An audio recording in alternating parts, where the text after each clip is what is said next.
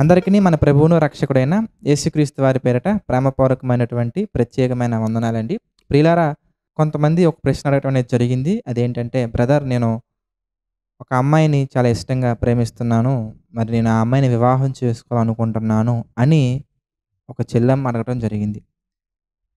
అలాగే, బ్రదర్, నేను ఒక అబ్బాయిని ప్రేమిస్తున్నాను. ఆ అబ్బాయిని వివాహం చేసుకోవచ్చా అని ఒక బ్రదర్ అడగటం జరిగింది. ఇది ఎందుకు వాక్యానికి విరుద్ధం, లేదా ఇది ఎందుకు వాక్యానికి అనుకూలం అనే విషయాల్ని దయచేసి వాక్యానుసారంగా మాకు తెలపగలరు అని కొంతమంది చెల్లెమ్మలు, కొంతమంది తమ్ముళ్ళు అడగడం జరిగింది. మరి ఆ ప్రశ్నకి సమాధానం మనం చూసే ప్రయత్నం చేద్దాం. ప్రియులారా, వివాహం అనేది అన్ని విషయాల్లో ఘనమైనదిగా ఉండాలని దేవుడు నిర్ణయించుకున్నారు. అయితే అది ఈ భూమి మీద జరుగుతున్న దాని గురించి మాత్రమే కాదులే గానీ, ఈ భూమి మీద జరుగుతున్నటువంటి ఈ వివాహం అనేది పరలోకమైనటువంటి పరసంబంధమైనటువంటి ఒక అద్భుతమైన విషయానికి కనెక్ట్ అయ్యే విధంగా దేవుడు నిర్ణయించడం జరిగింది. అది దేవుని యొక్క అద్భుతమైన ప్రణాళిక.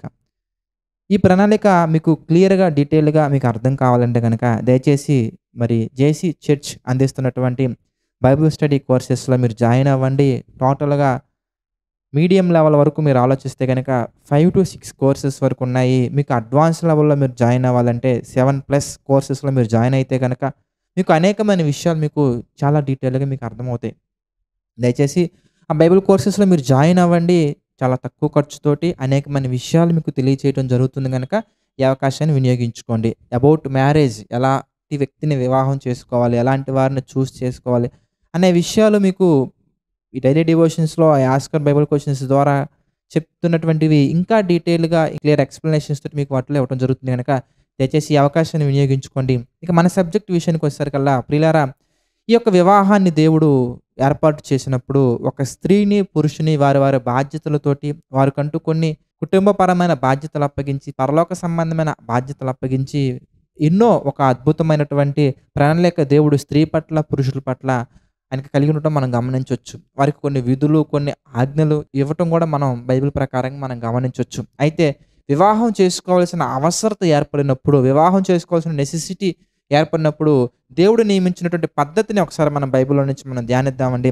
కొరింథీయులకు రాసిన మొదటి పత్రిక 7వ అధ్యాయము 2వ వచనం నుంచి మనం చూస్తే, అయినను జారత్వములు జరుగుచున్నందున ప్రతి వానికి సొంత భార్య ఉండవలెను, ప్రతి స్త్రీకి సొంత భర్త ఉండవలెను. ప్రియులారా, ఉండవలెను అని దేవుడు కన్ఫర్మ్ చేసేసారండి.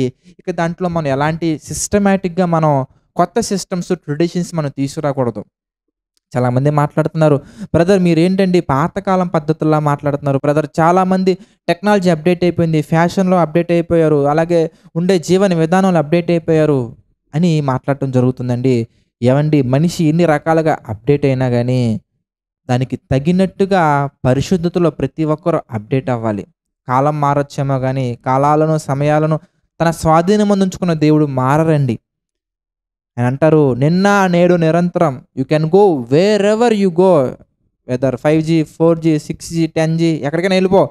బట్ ప్రతి ఒక్కరిని సృష్టించిన ప్రభువు మాత్రం పరిశుద్ధంగా ఉండమన్నారు. నేను పరిశుద్ధుడనై ఉన్నాను కనుక మీరును పరిశుద్ధులై ఉండాలి. ఆజ్ఞ అతిక్రమమే పాపము, దేవుని చిత్త ప్రకారంగా నడుచుకోవటం పరిశుద్ధత. కనుక దేవుడు నియమించారు, ప్రతి స్త్రీకి సొంత భార్య ఉండకూడదు, ప్రతి స్త్రీకి సొంత భర్త ఉండాలి, ప్రతి పురుషునికి సొంత భార్య ఉండాలి, ప్రతి పురుషునికి సొంత భర్త ఉండకూడదు అని దేవుడు నియమించారు. ఎందుకు నియమించారయ్యా అంటే, దేవుని యొక్క వాక్యం మనకి చక్కగా కనబడుతుంది. భర్త భార్యకును, అలాగే భార్య భర్తకును వారి వారి ధర్మములు నడపవలను. భర్తకే గాని భార్యకు తన దేహము పైన అధికారం లేదు, అలాగుననే భార్యకే గాని భర్తకు తన దేహము పైన అధికారం లేదు. దేవుడు చాలా చక్కగా భార్య భర్తలు అని చక్కగా డివిజన్ చేసి వారికంటూ కొన్ని విధులు, కొన్ని ధర్మాలు ఆయన ఇచ్చి అప్పగించి నెరవేర్చమని చెప్పిన తర్వాత దాన్ని మనం మార్చకూడదండి. ఇది వాక్యానికి విరుద్ధం. మనం మారిస్తే వాక్యానికి విరుద్ధంగా మనం వెళ్తాం. పురుషునితో పురుషుడి వివాహం అనేది దేవుడి యొక్క వాక్యం అంగీకరించట్లేదు. స్త్రీనితో స్త్రీ యొక్క వివాహం అనేది దేవుడు అంగీకరించట్లేదు. అంగీకరించకపోగా అలాంటి తుచ్చమైనటువంటి ఆలోచనకి ఎవరైనా కనుక సాహసం చేస్తే, ఎవరైనా కానీ అలాంటి వాటిని ప్రోత్సహిస్తే, అలాంటి వాటికి కనుక పాల్పడితే దేవుడి యొక్క వాక్యం వారిని గద్దిస్తూ, వారిని హెచ్చరిస్తూ, వారికి బుద్ధి చెప్తూ ఒక సందర్భాన్ని తెలియజేయడం జరుగుతుంది. అది కూడా మనం చూద్దామండి. రోమీయులకు రాసినటువంటి పత్రిక మొదటి అధ్యాయం మనం చూస్తే 26వ వచనం నుంచి మనం చూద్దామండి. అందువలన దేవుడు తుచ్చమైన అభిలాషలకు వారిని అప్పగించును. వారు స్త్రీలు సైతము స్వాభావికమైన ధర్మమును విడిచి స్వాభావిక విరుద్ధమైన ధర్మమును అనుసరించిరి. అటువలే పురుషులు కూడా స్త్రీ యొక్క స్వాభావికమైన ధర్మమును విడిచి పురుషులతో పురుషులు అవాచ్యమైనది చేయొచ్చు, తమ తప్పిదమునకు తగిన ప్రతిఫలము పొందొచ్చు. ఒకరి ఎడల ఒకరు కామతప్తులైరి. కామానికి సంబంధించిన కోరికలు అనేవి ఈ శరీరంలో ఉన్నంతకాలం వస్తూనే ఉంటాయి. అయితే ఆ కోరికలు తీర్చుకోవడానికి దేవుడు సరైనటువంటి పద్ధతిని పెట్టారు, సరైనటువంటి సిస్టమ్ని పెట్టారు. ఆ సిస్టమ్కి ఎగెయినెస్ట్గా మనం వెళ్ళకూడదు. దేవుడు పెట్టిన సిస్టంలో, దేవుడు పెట్టిన విధంగా, దేవుడు పెట్టిన విధులను గైకొంటూ ఆయన ఆజ్ఞలను మనం పాటిస్తూ ఆయన చిత్త ప్రకారంగా మనం వెళ్ళాలి. కానీ మనకు నచ్చింది, మన మనసుకు ఇదే నచ్చుతుంది, ఇంకేది నచ్చట్లేదని మన మనసుకు నచ్చినట్టుగా మనం చేయకూడదు. ఎందుకంటే హృదయము అన్నిటికంటే మోసకరమైనది. హృదయం చెప్పిన మాట వినకూడదండి. హృదయాంతరంగాలను పరీక్షించి పరిశోధించి పరలోకానికి తీసుకువెళ్ళగల దేవుని మాట మనం వినాలి. ఇలాంటి ఆలోచనలకు, ఇలాంటి ఆశలు కలిగి ఒకవేళ బ్రతికినా, ఇలాంటి ఆలోచనలు కలిగి మనం జీవిస్తున్నా కానీ మనకు ఒక అవకాశాన్ని ఇస్తున్నారు దేవుడు. ఏంటంటే దయచేసి దాన్ని మీరు మార్చుకోండి. దేవుడైతే ఒక అవకాశాన్ని ఇస్తున్నారు. ఎందుకంటే ఆ ఆలోచనని మార్చుకోండి, నేనైతే క్షమిస్తా, అపరాధములను ఒప్పుకొని విడిచిపెట్టగలిగినట్లయితే కనుక తప్పకుండా క్షమిస్తున్న దేవుడైతే మనకి మంచి వాగ్దానం చేశారండి.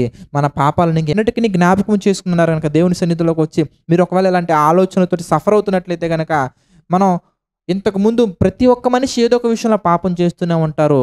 మీరు ఈ విషయంలో పాపం చేస్తూ ఉన్నారు కనుక పాపాన్ని విడిచిపెట్టండి. కనుక అలాంటి ఆలోచనలు విడిచిపెట్టి చక్కగా దేవుని కొరకు బ్రతకండి. ఎలా బ్రతకాలో ఒకవేళ మీకు తెలియకపోతే కనుక దయచేసి మమ్మల్ని సంప్రదించండి. మేము మీకు ఎడ్యుకేట్ చేసి చక్కగా ప్రతి విషయాన్ని మీకు తెలియజేసి ప్రభువులో నడిపించడానికి మేము సిద్ధంగా ఉన్నాము. అలాంటి వారిని ఆదుకోవడానికి, అలాంటి వారిని బలపరచడానికి దేవుడు జేసీ చర్చిని ఎన్నుకొని చక్కగా దీనులైన మమ్మల్ని అందరిని కూడా ఆయన తన ప్రేమతో ఆదరించి పిలుచుకొని అనేక మందికి మాదిరి నిలవబెట్టారు కనుక మీకు ఇలాంటి ఆలోచనలు ఉంటే కనుక దయచేసి విడిచిపెట్టండి. ఒకవేళ విడిచిపెట్టకపోతే ఎలా ఉంటుందనే వాక్యం మనం చూడగలిగితే ప్రియులారా, మరి మనం చూద్దాం. 32వ వచనం మనం చూస్తే, ఇట్టి కార్యములకు అభ్యసించువారు మరణమునకు తగిన వారు అను దేవుని న్యాయ విధిని వారు బాగుగా ఎరిగియుండి వాటిని చేయుచున్నారు. ఇది మాత్రమే కాక వాటిని అభ్యసించువారు సంతోషంగా సమ్మతించుచున్నారు. కనుక ఇలాంటి కార్యాలను అభ్యసించినా, ఇలాంటి కార్యాలను మనం చేస్తున్నా మనం ఎక్కడికి వెళ్ళే అవకాశాలు ఉన్నాయంటే రెండవ మరణమైనటువంటి నరకానికి వెళ్ళే అవకాశాలు ఉన్నాయి. కనుక దయచేసి మీరు అక్కడికి వెళ్ళకుండా ప్రతి ఒక్కరిలో ఇలాంటి ఆలోచనలు ఒకవేళ ఎవరికైనా ఉంటే కనుక దయచేసి వాటిని విడిచిపెట్టండి. విడిచిపెట్టి ఉండలేకపోతున్నాం బ్రదర్, మా వల్ల కావట్లేదు సిస్టర్ అని కనుక ఒకవేళ ఎవరికైనా అనిపిస్తే కనుక దయచేసి మమ్మల్ని సంప్రదించండి. దేవుని యొక్క ప్రేమను మీకు రుచి చూపించి, దేవుని యొక్క ప్రేమ ఎంత అద్భుతమైనది, ఎంత గాఢమైనది, ఎంత అద్భుతంగా మనల్ని ప్రేమిస్తారు, ఎంత చక్కగా మనల్ని దీవిస్తారు, ఆశీర్వదిస్తారు, ఆయన ప్రేమలో మనం ఎలా ఉండొచ్చు, ఎలా ఎదగాలి అనే ప్రతి విషయాన్ని మీకు చక్కగా తెలియజేసి మిమ్మల్ని బలపరిచి ప్రభు యొక్క రాజ్యానికి, దేవుని యొక్క రాజ్యానికి, పరలోకానికి మిమ్మల్ని సిద్ధపరచడం జరుగుతుంది. కనుక ఈ అవకాశాన్ని వినియోగించుకొని ప్రియులారా పాపాన్ని విడిచిపెట్టి ప్రభు యొక్క చిత్త ప్రకారం నడుచుకోవాల్సిందిగా ప్రభువు పేట మనం చేస్తున్నాను. ఈ ప్రశ్నకి సమాధానం వచ్చిందని నేను ప్రభువు పేట ఆశిస్తున్నాను.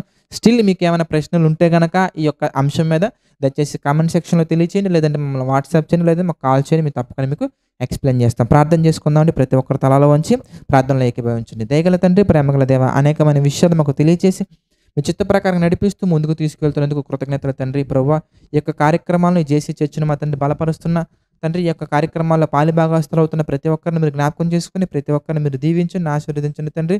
ప్రభువా, నమ్మకంగా యథార్థంగా పరిచయం చేస్తున్న వారిని కూడా మా తండ్రి మీరు దీవించండి, ఆశీర్వదించండి తండ్రి. ఆర్థిక, ఆరోగ్య, మానసిక సమస్యలు కృంగిన వారిని జ్ఞాపకం చేసుకోండి, మంచి హృదయాన్ని అందించండి తండ్రి. ప్రభువా, మీ కొరకు నమ్మకంగా బ్రతకలేనటువంటి శక్తిని దయచండి తండ్రి. ఇంకా ఎన్నో కార్యక్రమాల తండ్రి మీ యొక్క జ్ఞానానికి అనుకూలంగా మీ చిత్త ప్రకారంగా తెలియచేయడం నాకు సమస్తమైనటువంటి జ్ఞానాన్ని అందించండి, నడిపించండి తండ్రి. ఇంకా మీ కొరకు తండ్రి ఎన్నో కార్యక్రమాలు చేయనట్లుగా దీనుడైనటువంటి నాకు మా తండ్రి సహాయించి నడిపించండి తండ్రి. సమస్త మహిమ, ఘనత, ప్రభావాలు మీకే చెల్లించుకుంటూ మీ చిత్తమైతే మీ అందరం మరలా కలుసుకుని ధన్యతను అందించుకుని వేడుకుంటూ మా ప్రభువును రక్షకుడైన యేసుక్రీస్తు వారి పేరిట ఈ ప్రార్థన అడిగి వేడుకుంటున్నాం తండ్రి. ఆమెన్. అందరికీ వందనాలండి. God bless you.